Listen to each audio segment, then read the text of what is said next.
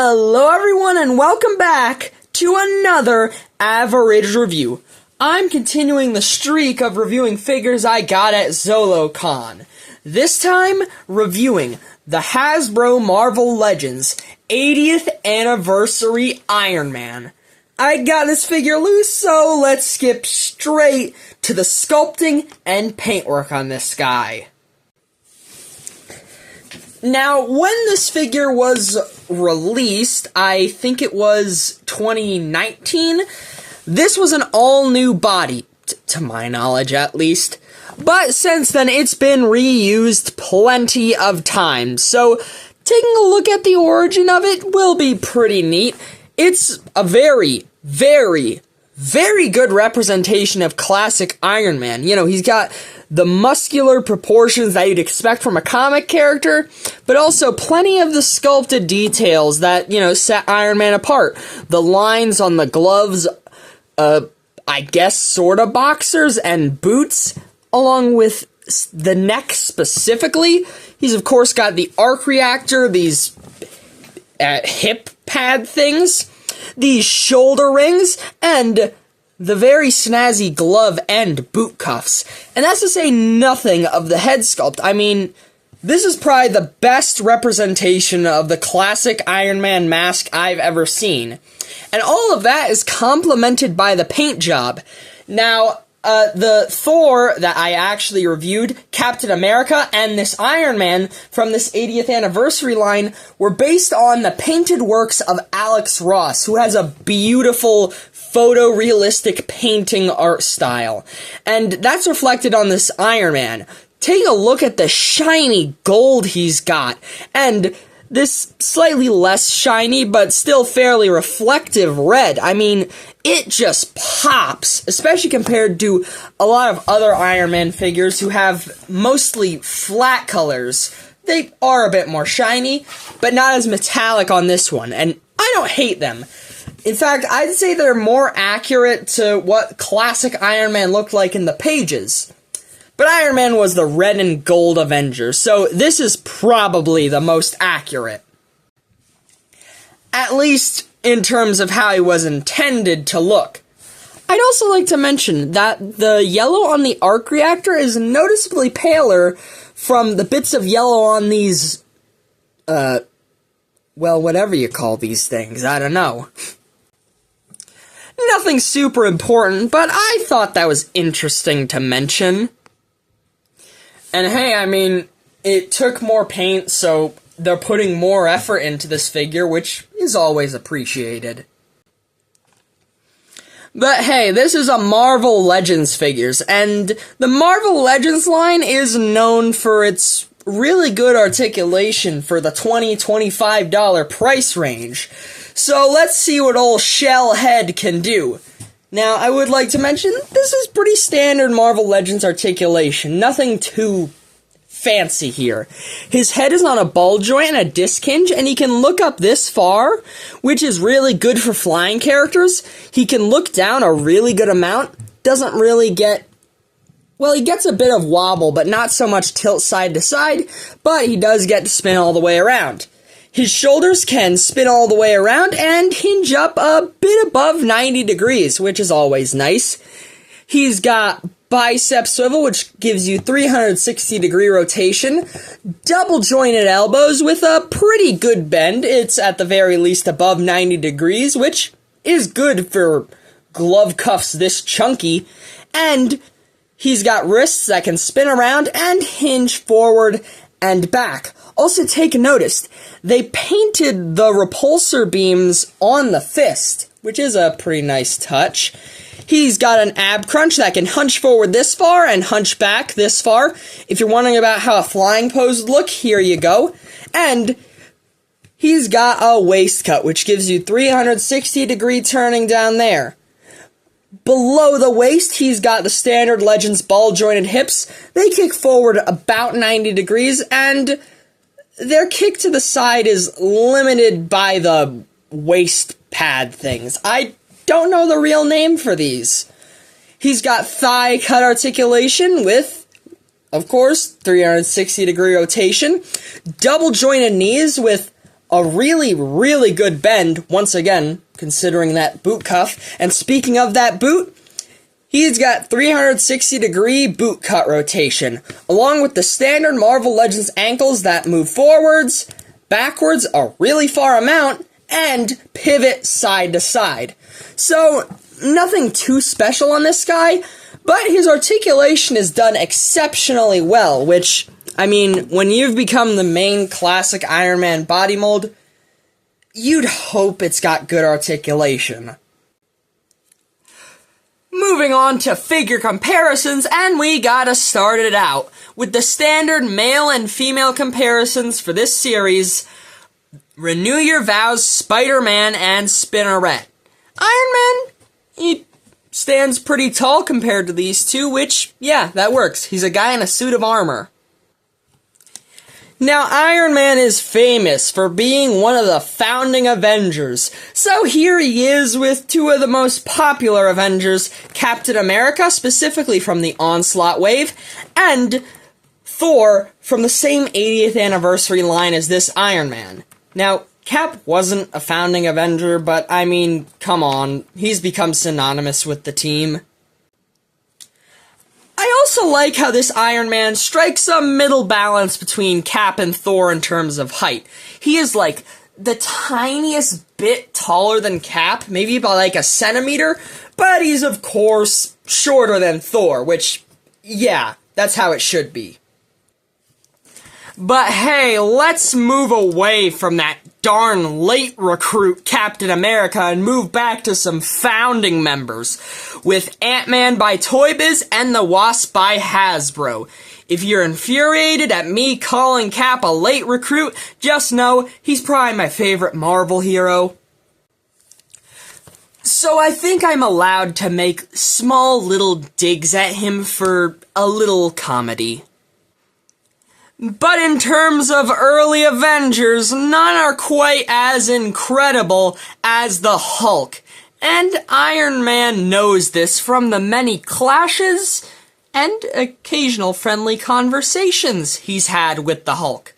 No joke about the friendly conversations part. That's how the original Hulkbuster fight with the Hulk ended. Speaking of that Hulkbuster, here's the Hulkbuster by Toy Biz compared to this Iron Man. The Hulkbuster serves as a great segue to other Iron Man armor comparisons, starting off with the bulky silver Mark I armor.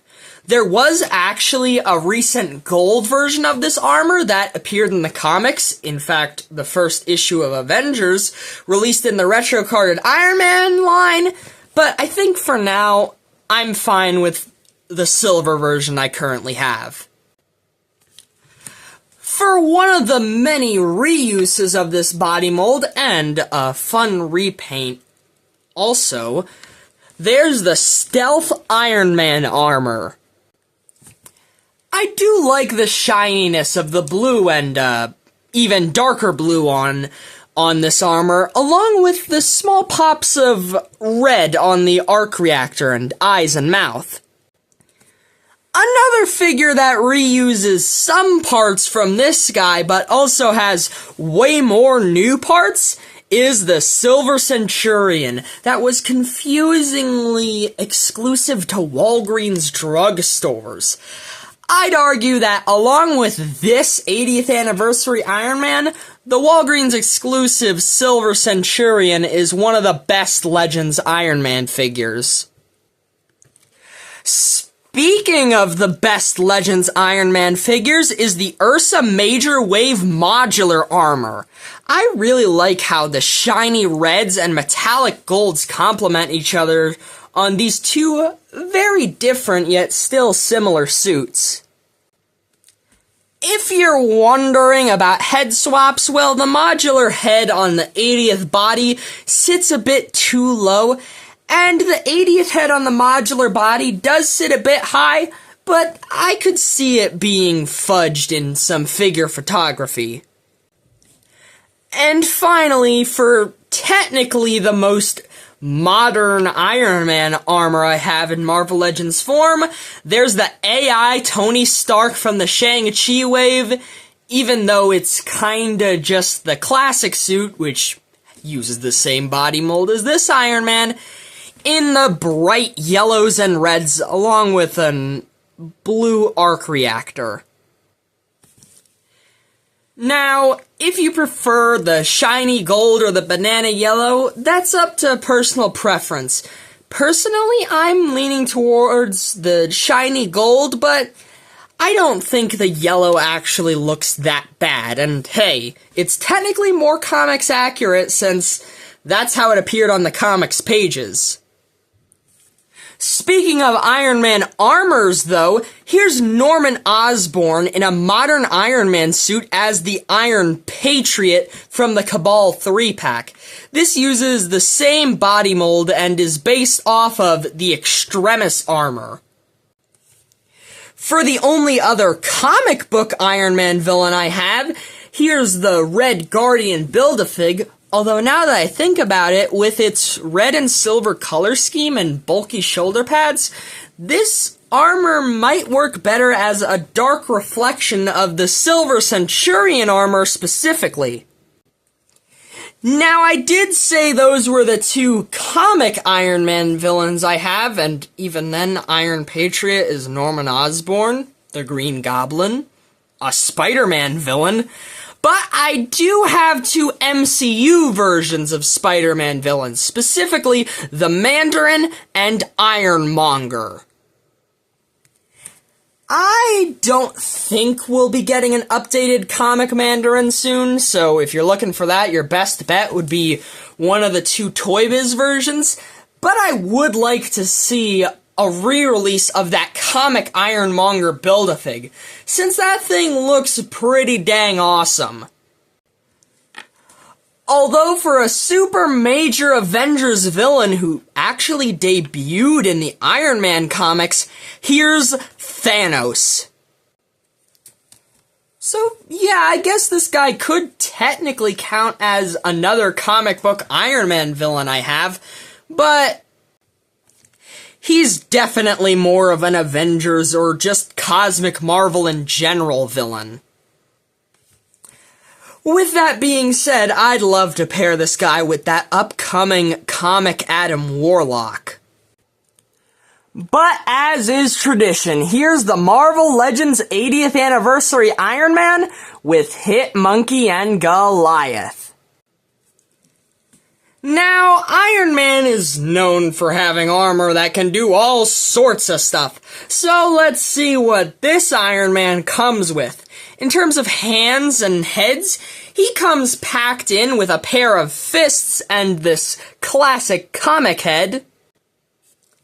But he does come with this pair of repulsor blast hands and this weird-looking helmet that actually has a kind of interesting history.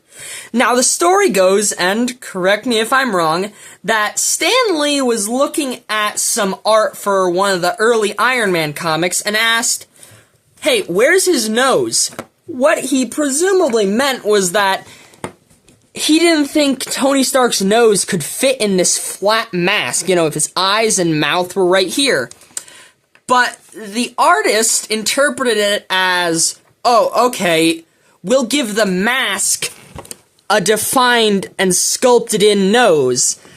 And, yeah, so for a little while in the comics, Iron Man had a nose on his mask, and then Stan Lee was like, no, that's not what I meant.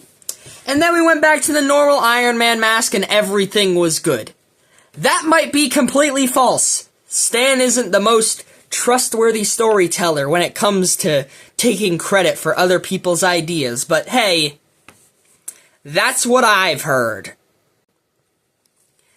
And the fact that this figure comes with a head sculpt that we'd probably never get otherwise is kinda awesome. But this figure comes with a third head.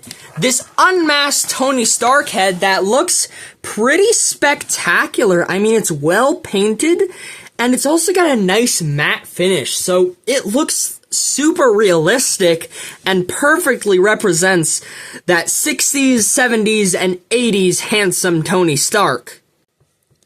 Now, I did mention those repulsor blast hands, and of course, he comes with some blast effects for those hands. You can just plug them in right here, and they also plug into the peg holes at the bottom of his feet, so you can get him into some pretty cool flying poses. But that's not it in terms of blast effects, as he also comes with this big sort of explosion effect that the blast effects can plug into and then be plugged into the hands or feet. So yeah, honestly, some pretty cool effects for this Iron Man. Now let's get to the least fun part, the part where I talk about how much moolah you gotta spend to get this piece of plastic near perfection. It's not exactly perfect. If you want all the accessories that this guy comes with, you're gonna have to pay between $40 to $45 on eBay. Now, you can get him for around $30, I'd say, with less or, hell, none of the accessories. But neither of those prices are what I paid for this guy. Like I said, I found him at ZoloCon for $17.50. So, yeah, saying I made out like a bandit would be an understatement. Now, I've gotta say, that price I got him for, yeah, that's definitely an influencing factor on why I like this guy so much. But even disregarding that, I absolutely love this figure, and I'd consider it up there with the best classic Iron Man action figures. In fact, my only complaints are that, the repulsor blast, hands, it can't hinge, they can only swivel, the paint on these two chest light things are kinda sloppy. Yeah, I don't have really any complaints on this guy. He's just got everything that makes a classic Iron Man figure good. He's got a super clean paint and sculpt, minus these two chest light things like I mentioned. He's super accurate to the comics, he's got great articulation, and he comes with fantastic accessories, including the blast effects and the two alternate heads, including, to my knowledge at least, the only representation of the nosed Iron Man mask from that brief period in the comics. So, since he's such a definitive Iron Man figure, I'd say I'm pretty proud in giving the Hasbro Marvel Legends 80th Anniversary Iron Man a 10 out of 10. He's pricey online, but if you can find a price that you think is worth it, then I'd say absolutely go for it. Well, if you're an Iron Man fan, that is. And hey, I love Iron Man, so yeah, pretty dang happy with this figure. To everyone who's made it this far into the video, have a great day, 'cause you deserve it, and see you next time. Hi, I'm a Marvel, And I'm Batman.